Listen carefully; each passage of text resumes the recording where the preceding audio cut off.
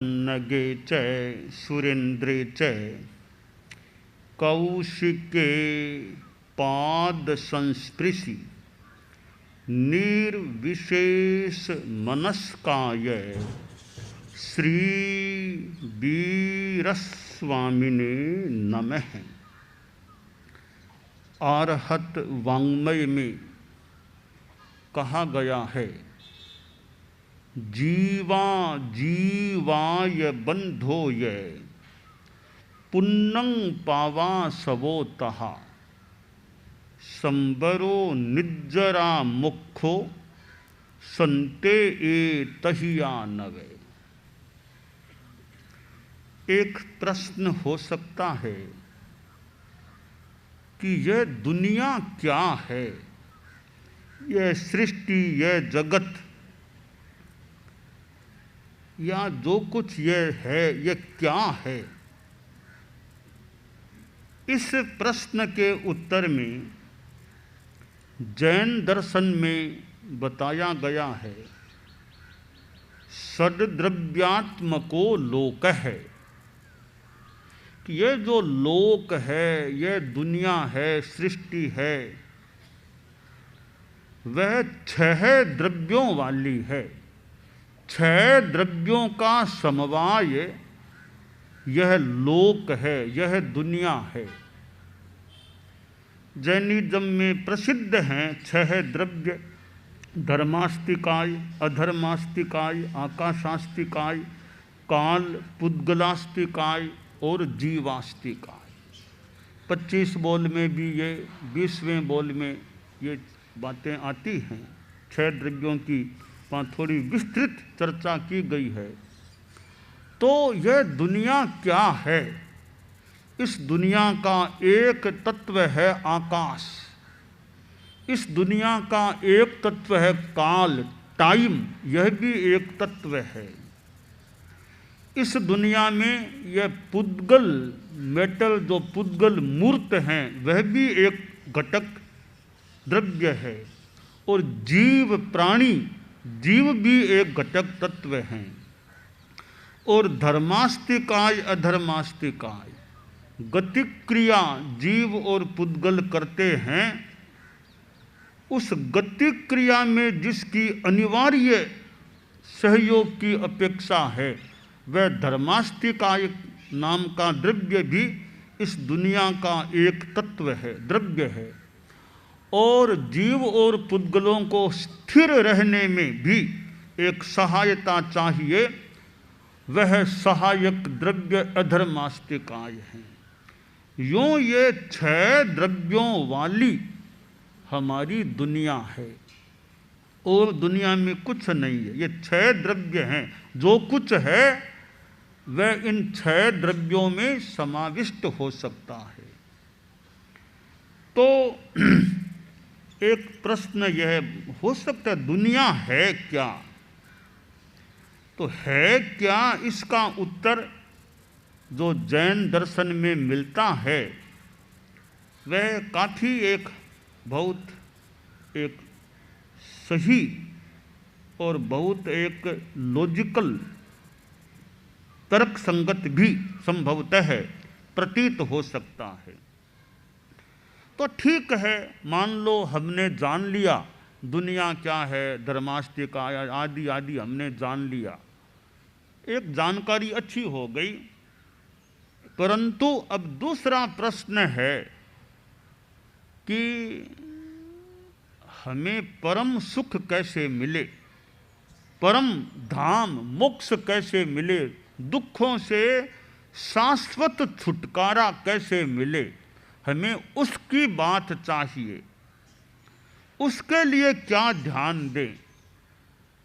तो इस संदर्भ में भी हम एक समाधान या एक उत्तर जैन दर्शन में प्राप्त कर सकते हैं।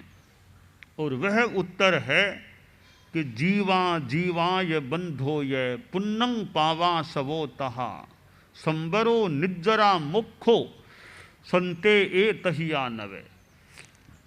कि नव तत्व हैं, जीव, अजीव, बंध पुण्य, पाप, आश्रव, संबर, निर्जरा, मोक्ष, इन 9 तत्वों को समझ लो, फिर उसके अनुसार ठीक रास्ते पर, कल्याणकारी रास्ते पर चलो, तो तुम सर्व दुख मुक्ति को प्राप्त हो सकते हो। जैन दर्शन में इन 9 तत्वों पर श्रद्धा, 9 तत्वों को जान लेना, 9 तत्वों पर सम्यक श्रद्धान होना सम्यक्त्व होता है। सम्मत्तम तम वियाहियम। वे 9 तत्व जो हैं, एक तो जीव दुनिया में हैं ही, अजीव हैं ही। जीव अजीव तो सामान्य बात है। आगे के जो 7 तत्व हैं, जीव अजीव तो मूल बेस हो ही गया। अब जो 7 बातें हैं, 7 तत्व हैं, वे सर्व दुख मुक्ति की बात से जुड़े हुए हैं कि बंध है, आत्मा है, जीव है, कर्मों का बंध होता है, और कर्मों का बंध अपना फल देता है। वह या पुण्य के रूप में फल देता है या पाप के रूप में फल देता है। अब पुण्य पाप का बंध क्यों होता है? तो आश्रव के द्वारा। कर्माकर्षण हेतु रात्म परिणाम है, आश्रव है। ये जीव के परिणाम हैं, मिथ्यात्व, अव्रत, प्रमाद, कषाय, योग। इनसे कर्मों का ग्रहण होता है, आकर्षण होता है, फिर वे कर्म पुण्य पाप के रूप में फल देते हैं। तो फिर जिज्ञासा है, ये तो कर्म तो लगते हैं, तो कर्म न लगे इसका कोई उपाय है क्या? इसका उपाय है संबर, कि संबर करो, मिथ्यात्व छूटे, अव्रत छूटे, प्रमाद छूटे, कषाय फिर योग भी छूटे। इनके द्वारा जो कर्मों का आगमन होता है, जो ये कर्मों के मार्ग हैं, द्वार हैं, ये निरुद्ध हो जाएं, बंद हो जाएं, तो फिर नए सिरे से कर्म नहीं आ पाएंगे। जितने द्वार बंद करेंगे उतने हिस्से में कर्मागमन बंद हो जाएगा, संबर हो जाएगा। तो फिर जिज्ञासा की, ठीक है, नए सिरे से मान लो कर्म नहीं आएंगे, पर जो पूर्वार्जित कर्म हैं उनको भी तो निकालना पड़ेगा ना सर्व दुख मुक्ति के लिए। उसका क्या उपाय है? इस बात के संदर्भ में है कहा गया कि, यानी उत्तर है कि निर्जरा तपस्या के द्वारा पूर्वबद्ध कर्मों को क्षीण किया जा सकता है, निर्जीर्ण किया जा सकता है। तो वह तपस्या आराध्य है निर्जरा के लिए। तो वो निर्जरा तत्व हो गया कि तपस्या से कर्म अलग होने से जो आत्मा की निर्मलता होती है, कर्म झड़ जाते हैं और निर्मलता होती है, वह निर्जरा है। तो संबर और निर्जरा, इन 2 की साधना से फिर अंतिम परिणति जो आएगी वह होगा मोक्ष। कृत्स्न कर्मक्षयादात्मनः स्वरूपावस्थानम मोक्ष है। समस्त पुण्य पाप कर्मों के क्षय होने से आत्मा स्व स्वरूप में अवस्थित हो जाएगी, उसका नाम मोक्ष है, और वह सर्व दुख मुक्ति की स्थिति हमेशा के लिए प्राप्त हो जाती है। तो हमारे साधु साध्वियाँ भी स्थित हैं।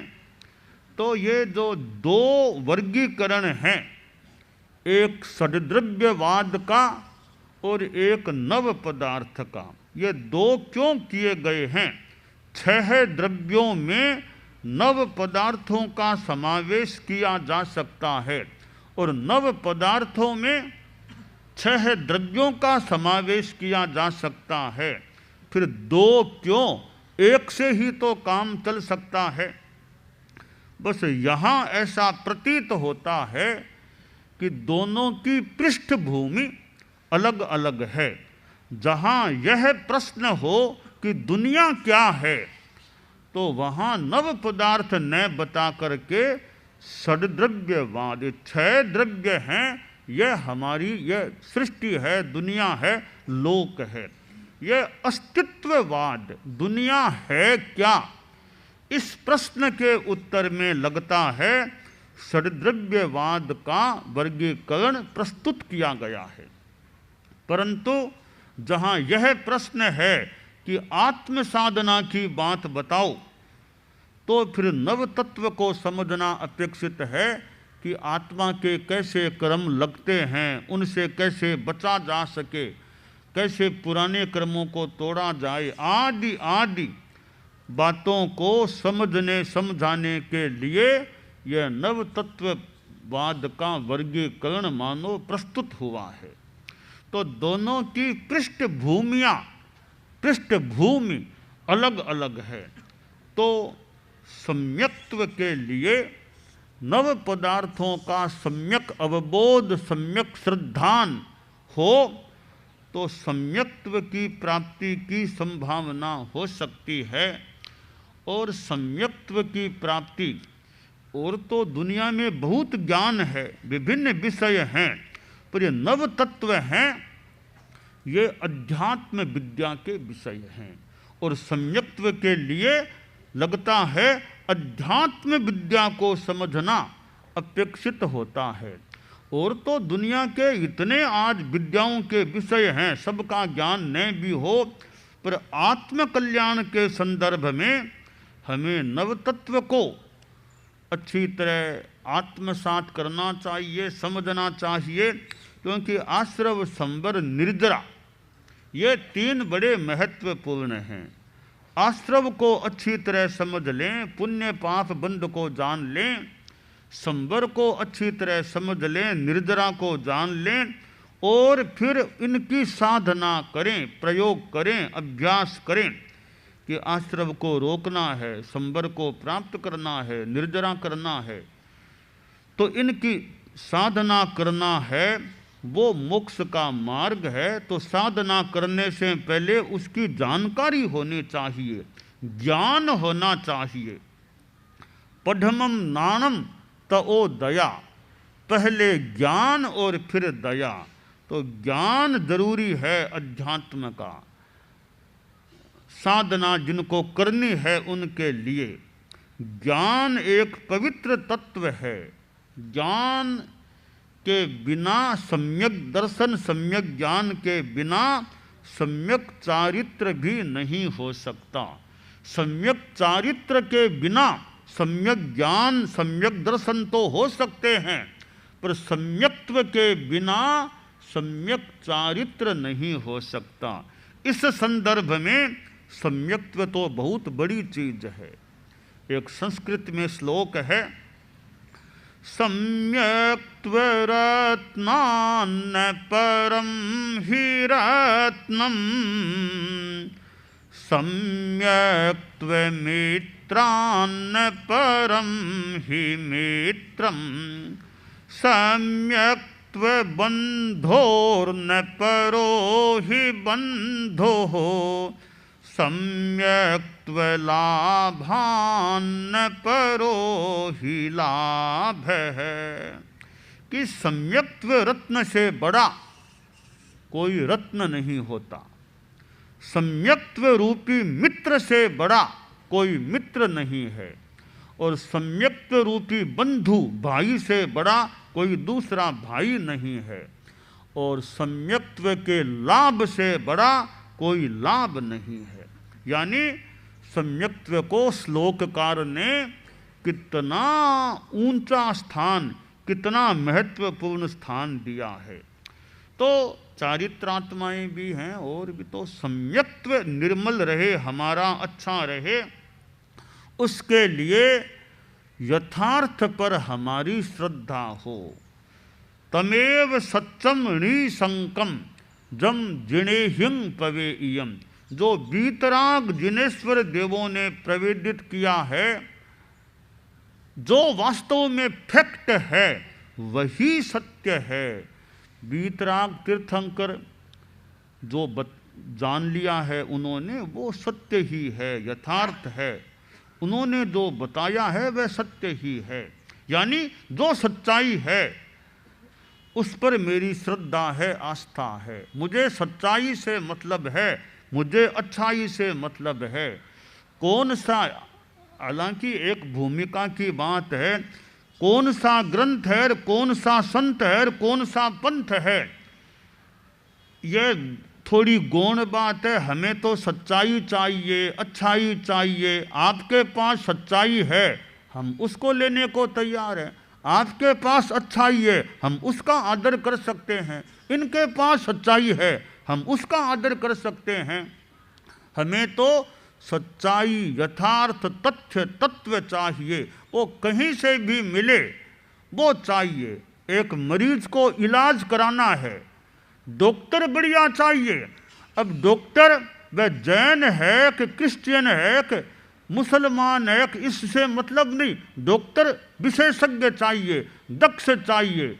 और हमें क्या मतलब कौन सी जाति का, कोई मतलब नहीं। मरीज को तो इलाज बढ़िया कर सके वो डॉक्टर चाहिए। वो किसी धर्म को मानता हो, किसी जाति का हो, इससे क्या मतलब है। उसकी वेशभूषा कैसी है, इससे क्या मतलब है। वो कोट पहना हुआ है, कमीज पहना, कोई मतलब नहीं। डॉक्टर एक्सपर्ट चाहिए। इसी प्रकार हमें तो तत्व चाहिए, सच्चाई चाहिए, मोक्ष का मार्ग चाहिए। वो मार्ग जहाँ मिल जाए, वो सही मार्ग बताने वाले जो मिल जाएं, उनका हम आदर करें। हमें सही तत्व चाहिए। तो तमेव सत्यम निसंकम जंग जिणे हिंग पवेयम। सिद्ध बनते हैं तो यह नहीं जरूरी देखना कि कौन सा वेश है, कि मुफ्ती वाले हैं कि बिना कपड़े वाले हैं कि रंगीन कपड़े वाले। मोक्ष यह नहीं देखता कि कपड़े कैसा पहना हुआ है। एक हम कल्पना कर लें कि मोक्ष देखे भी, अब मुझे लेना है, मेरे यहाँ आना है, तो मुफ्ती तेरा पंथ वाली है, एक थानकवासी वाली है, कि ये कपड़े बिना कपड़े वाले हैं कि रंगीन कपड़े वाले, कोई मतलब नहीं मोक्ष को। मोक्ष को मतलब है कि वीतराग बने या नहीं, केवल ज्ञानी बने या नहीं। केवल ज्ञानी बन गए हैं तो कपड़ों की स्थिति में केवल ज्ञानी बन गए, सिद्ध हो रहे हैं, तो मोक्ष को स्वीकार करने में कोई आपत्ति नहीं।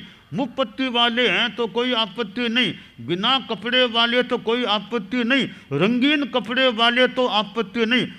कसाय का रंग नहीं होना चाहिए, और कोई रंग है तो है, मोक्ष को कोई आपत्ति नहीं है। क्योंकि कसौटी है कसाय मुक्ति, राग द्वेष मुक्ति। फिर ग्रंथ कौन सा, पंथ कौन सा, संत कौन सा, ये सब बाद की बातें हैं। मूल कसौटी है वीतरागता आई या नहीं, केवल ज्ञान हुआ या नहीं। तो जैसे मरीज को जाति से मतलब नहीं, कपड़ों से मतलब नहीं, जो भी डॉक्टर बढ़िया हो वो मरीज को चाहिए। तो मोक्ष को भी मतलब नहीं कपड़े कौन से पहने हुए हैं, कि आकार कैसा है, बस राग द्वेष मुक्ति केवल ज्ञान हो गया है। तो मोक्ष का द्वार उसके लिए, उस आत्मा के लिए, प्रवेश के लिए खुला है। तो यह सम्यक्त्व है कि जो सत्य तत्व है, जो केवली द्वारा प्रवेदित है, उसको मेरा समर्थन, उस पर मेरी श्रद्धा है। दूसरी बात है कि कसाय मंदता की साधना करना, कसाय कम पड़े, क्रोध मान माया लोभ मेरे पतले पड़े, प्रतनो बने, यह साधना करें। तीसरी बात है तत्व बोध करें, नव तत्व आदि को समझने की, अनाग्रह भाव से, बिना कोई दुराग्रह किए कि सही बात है क्या, उसको ग्रहण करने का, पकड़ने का प्रयास करें। तो सम्यक तत्व बोध करें। तो आशा है, विश्वास हो रहा है, सम्यक्त्व संपुष्ट हो सकती है, रह सकती है। तो सम्यक्त्व मजबूत चाहिए। सम्यक्त्व थोड़ी कमजोर भी हो सकती है और सम्यक्त्व मजबूत भी हो सकती है। जैसे आदमी कोई दुबला पतला कमजोर भी हो सकता है, थोड़ा सा धक्का दौड़ गिर जाए, इतना कमजोर हो सकता है। कोई बड़ा बलवान आदमी हो सकता है, झटपट उसको कोई गिरा नहीं सकता, इतना मजबूत होता है।